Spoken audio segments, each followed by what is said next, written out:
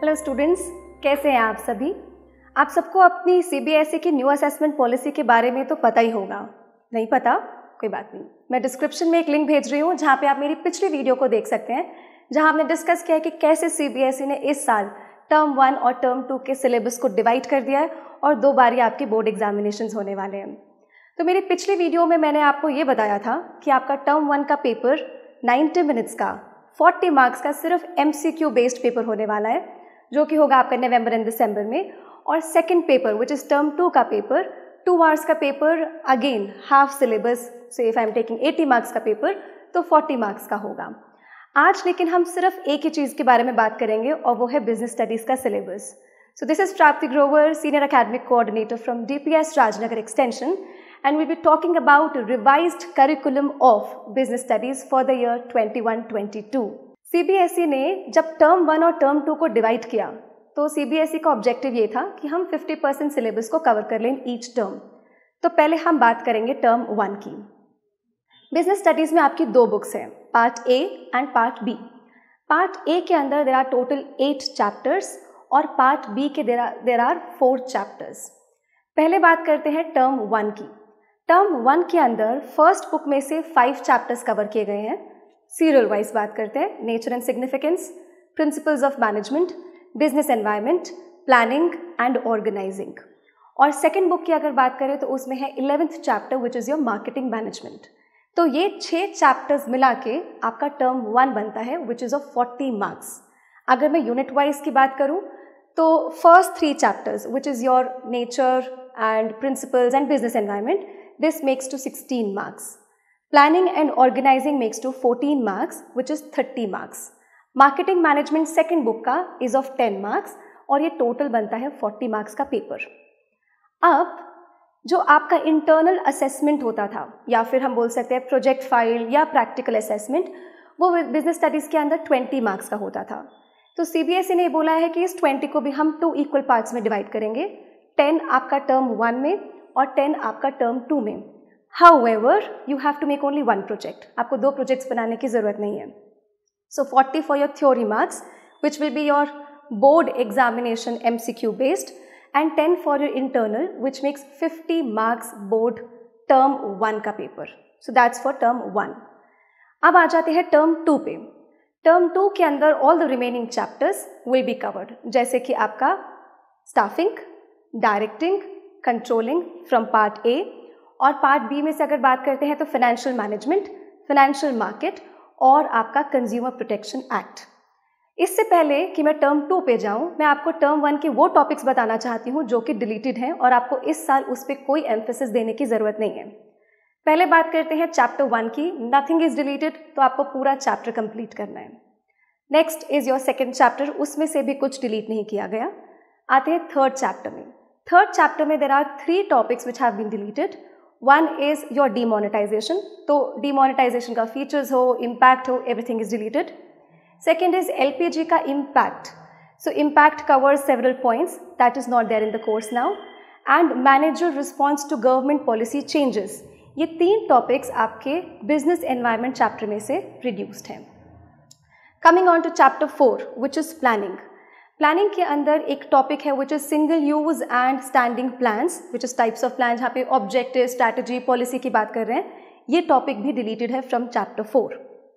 Next is chapter 5 which is organizing. Organizing के अंदर एक टॉपिक डिलीटेड है which is formal and informal type of organizational structure. So formal, informal, उसके features, importance, advantages, disadvantages, all this is removed. ये आपको नहीं करना। तो ये हो गया आपके पार्ट A। अब आ जाते हैं पार्ट B में, जो मार्केटिंग मैनेजमेंट चैप्टर है। उस मार्केटिंग मैनेजमेंट में से एक टूल आता है which is called one of the 4 P's which I say physical, distribution और प्लेस। उसके अंदर components of physical distribution, channels of distribution and factors affecting channels of distribution.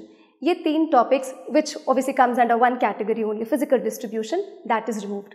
सो ये सारे टॉपिक्स आपके टर्म 1 के लिए रिड्यूस हैं। However, if you want to know what is the syllabus exactly क्या है, तो उसका लिंक मैंने डिस्क्रिप्शन बॉक्स में अटैच किया हुआ है। आप वो डॉक्यूमेंट में देख सकते हैं कि क्या क्या टॉपिक्स हैं जो एक्चुअल में कवर किए गए हैं। So this was all about your term 1। अब स्टार्ट करते हैं टर्म 2। सो टर्म 2 के अंदर मैंने आपको बताया कौन कौन से चैप्टर्स आते हैं।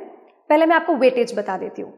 टर्म 2 के अंदर staffing, directing and controlling which are 3 chapters from part A, they carry 20 marks. Part B के अंदर financial market and financial management, ये 2 चैप्टर्स आपके 15 मार्क्स। और जो बचा consumer protection, this is for 5 marks. So 20, 15 and 5 which makes to 40। And then again 10 marks का आपका internal assessment और प्रैक्टिकल और प्रोजेक्ट वर्क। तो 50 मार्क्स का आपका टर्म 2 हुआ।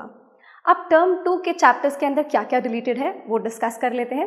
पहले बात करते हैं स्टाफिंग की। तो स्टाफिंग के अंदर the role of staffing in human resource management, this topic is deleted, rest everything is there in staffing. Directing में बात करते हैं। डायरेक्टिंग में अगर हम बात करें कम्युनिकेशन एलिमेंट की, तो उसके अंदर elements of communication process, barriers to communication and the measures to overcome these barriers, ये 3 टॉपिक्स आपके डायरेक्टिंग चैप्टर के अंदर से रिमूव हुए हैं। Talking about controlling, the next chapter which is chapter 8, उसके अंदर there is a relationship between planning and controlling, that is removed. तो ये पार्ट ए आपका कवर हुआ। अगर बात करें पार्ट बी की, तो पार्ट बी में फाइनेंशियल मैनेजमेंट और फाइनेंशियल मार्केट में से कुछ रिलेटेड नहीं है, वो आपका बिल्कुल सेम है। कंज्यूमर प्रोटेक्शन एक्ट के अंदर इज अ मेजर चेंज। तो पहले जो हम कंज्यूमर प्रोटेक्शन एक्ट पढ़ते थे that was 1986, but now there is a new consumer protection act which is 2019। So you should make sure कि whatever book you are studying should contain consumer protection act 2019, और उसके अंदर everything is covered which is the importance of Consumer Protection Act, role of NGOs, rights and responsibilities. So this is the major change in the last chapter. तो ये हो गया आपका term 2 complete. अब बात करते हैं आपके प्रोजेक्ट वर्क की। So there is a little change in this. आपके स्कूल्स में आपके टीचर्स ने आपको बोला होगा कि आप कोई भी प्रोजेक्ट चूज कर सकते हैं, उसमें कोई प्रॉब्लम नहीं है। आप कोई भी प्रोजेक्ट अपनी मर्जी से या अपने करिकुलम में से you can take any project, but then this project will be assessed in 2 parts. जो पहले 10 मार्क्स की हम बात करते हैं which is in your term 1, आपका project work will start in the month of July. CBSE says कि आप जुलाई से अपना प्रोजेक्ट बनाना स्टार्ट करें, और डिफरेंट स्टेजेस को प्रोजेक्ट में डिवाइड किया गया है, जैसे कि कलेक्शन ऑफ डेटा, फिर कलेक्शन के बाद there would be some organisation of data, फिर हम डेटा एनालिसिस करेंगे, will interpret and then there will be conclusion. So your project is basically divide to these stages. जब हम प्रोजेक्ट वर्क को assess कर रहे होंगे, तो जब हम टर्म 1 की बात करते हैं which is the first 10 marks of your internal assessment, वहाँ पर the assessment will be done by the internal teacher, मतलब आपके स्कूल की बिजनेस स्टडीज़ की टीचर आपको 10 मार्क्स देंगी, जिसमें से CBSE ने उसे 2 पार्ट्स में डिवाइड किया हुआ है रूब्रिक्स के हिसाब से, जहाँ पे initiation of the project, questionnaire, survey, क्या आप काम कर रहे हैं, तो उसको 5 कैटेगरी के अंदर डिवाइड किया हुआ है। द रिमेनिंग 10 मार्क्स, उसके अंदर क्या किया गया है, जो फाइनलाइजेशन ऑफ द प्रोजेक्ट है that is 5 marks will be given by the internal teacher. ये जो लास्ट 5 मार्क्स है, ये लास्ट 5 मार्क्स होंगे आपके वाइवा के ऊपर, और ये जो वाइवा है ये आपका internal as well as external examiner दोनों मिल के लेंगे, और ये जो एक्सटर्नल एग्जामिनर होता है this is appointed by CBSE। तो पहले क्या होता था, पहले 20 मार्क्स का प्रोजेक्ट एक ही बारी में बाय द एक्सटर्नल एग्जामिनर दिया जाता था, जिसमें 12 मार्क्स आपके प्रोजेक्ट के होते थे एंड 8 मार्क्स वाइवा के होते थे। Now this has little changed. Now this 20 is basically divided into 15 marks का प्रोजेक्ट, 5 मार्क्स का वाइवा, और इसमें से भी first 10 will be given by the internal examiner term 1 के अंदर ही, and the remaining 10 will be given by internal external both at the year end. तो इस तरीके से आपका इंटरनल असेसमेंट डिवाइड किया गया है। अब बच्चे मुझसे अक्सर पूछते हैं कि मैम ये जो MCQ का बॉम्ब हमारे सर पे फोड़ दिया है, इसको प्रिपेयर कैसे करें, कहाँ से प्रैक्टिस करेंगे हम ये MCQs। So I help you थोड़ा सा, मैं आपको ये टिप्स बता देती हूँ जो कि शायद आपको हेल्प कर जाएंगे कि कैसे हमें MCQ आंसर्स को क्रैक करना है। पहली बात तो बेटा ये MCQ वो नहीं है कि पूछ लिया कि जी इंडिपेंडेंस कौन से साल में हुआ था और 4 ऑप्शन दे दिए और आपको ईयर टिक करना होगा। It will not be like that. So CBSE has said that there will be majorly 2 category of MCQ questions. One is a source based or case based question. So what is a source based or case based question?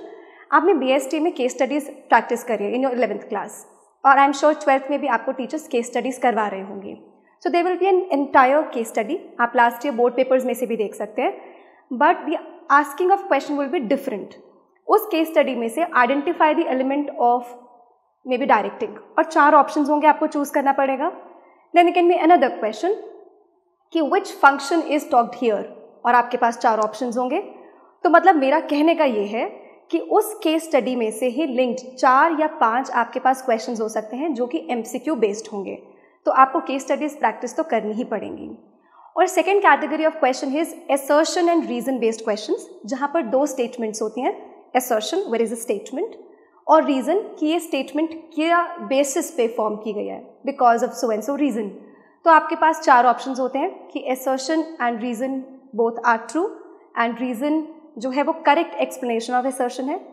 Second होता है point कि assertion and reason both are true, लेकिन ये जो reason दिया गया है ये असर्शन को एक्सप्लेन नहीं करता।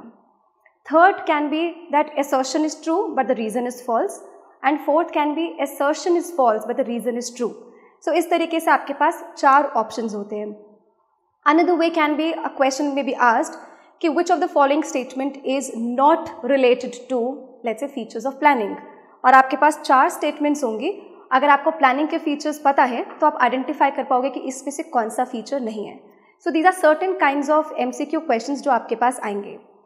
अब प्रिपेयर कैसे करना है? So it's very important that you have concept clarity. अगर आप NCERT नहीं पढ़ रहे हो और आप सोच रहे हो कि आप सिर्फ ऊपर ऊपर से हेडिंग वेडिंग याद करके you will be able to make it up, I am sorry, that will not help you. तो बहुत इंपॉर्टेंट है कि जो भी आप बुक रेफर करते हैं along with the heading, so suppose planning is a primary function of management, so why it is a primary function of management, उसका कीवर्ड आपको ज़रूर पता होना चाहिए। So I would request you that please be in touch with your teachers, और अपनी teacher से पूछिए कि अगर ये फंक्शन आता है या अगर ये फीचर आता है या ये इंपॉर्टेंस आती है, then what is the keyword that I have to understand here. उससे आपको बहुत हेल्प हो जाएगी MCQ क्वेश्चंस को प्रैक्टिस करने के लिए। सेकेंड टिप जो मैं आपको MCQ के लिए देना चाहूँगी वो ये है कि there are multiple books which are there in the market. तो आप जितनी भी मल्टीपल बुक्स के अंदर ये MCQ क्वेश्चंस दिए हुए हैं इनको प्रैक्टिस करिए, और जहाँ पर आपको लगता है कि आप आंसर क्रैक नहीं कर पा रहे, then ask and consult your teacher. तो आपको बुक से MCQ प्रैक्टिस करने की हैबिट होनी चाहिए। Another important point that I would like to share is कि आप लास्ट ईयर के बोर्ड पेपर्स को ज़रूर प्रैक्टिस करिए। वहाँ पर लास्ट टू लास्ट ईयर 2 सालों तक तो BST का पेपर हुआ नहीं, बट आपको एटलीस्ट सैम्पल पेपर से और BST के बोर्ड पेपर से इतनी क्लैरिटी मिल जाएगी कि what CBSE is asking. Obviously वो MCQ फॉर्म में नहीं होंगे, बट अगर आपको करेक्ट आंसर पता है और साथ में अगर 3 ऑप्शंस आपको दे भी दिए गए तो आपको उन 3 ऑप्शन से फ़र्क नहीं पड़ेगा, because you will be aware of the correct answer. And one more important thing, जब हम MCQs की बात करते हैं तो आप सिर्फ ऐसे मत करिए कि अच्छा इसका करेक्ट आंसर ये होगा, तुक्का मत मारिए। आप जब आपकी टीचर कहते हैं कि suppose B is the correct answer organizing, then please think why not planning and why not staffing and why not directing. So you should question कि ये जो 3 ऑप्शंस दिए गए हैं ये क्यों नहीं है। अगर आप इस तरीके से अपने MCQs को प्रिपेयर करने लगेंगे तो आपको क्लैरिटी आ जाएगी कि किस तरीके से हमें पेपर को भी क्रैक करना है। And one more important thing which is not related to MCQ but your entire paper, make a habit of completing the paper within let's say 75 minutes. Board gives you 90 minutes, but I would ask you to complete the paper. अभी थोड़े time में may be CBSE sample paper निकाल देगा, और CBSE ने question bank भी निकाला है BST का, जो कि आप CBSE की वेबसाइट पे देख सकते हैं। So practice those questions, practice the sample paper and try to complete the sample paper in 75 minutes so that 15 minutes का बफर आप लेके चलें जब आपको OMR शीट फिल करनी हो। So I guess these tips will help you out. Again I'll come and maybe help you in your board preparation.